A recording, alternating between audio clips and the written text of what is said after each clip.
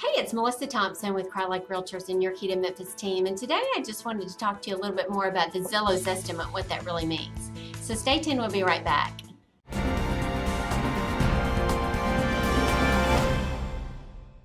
All right, well, welcome back. Just wanted to talk to you a little bit more about your Zillow Zestimate that you may see. And every time I go on a listing appointment, actually, I take that with me just to see what other people are looking at. But let's talk a little bit more about what that means.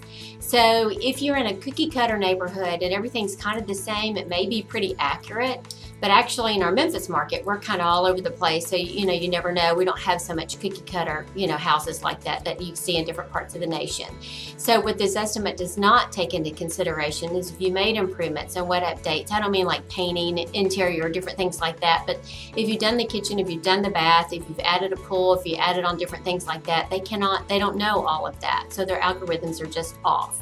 So just be mindful of that. I know that's what people look at and kind of get tied into. And then also if you scroll down the very bottom of Zillow, you'll see where their accuracy rate is, and that's not very high actually. They kind of vary on those. And your estimate changes every day. So if you go in every day, it could change according to, we're not even sure, but it is just an algorithm. So it's kind of age to kind of see where it falls, but there's so many more details to take in effect before you really take that as some hard number, because that's really not what that's meant to be.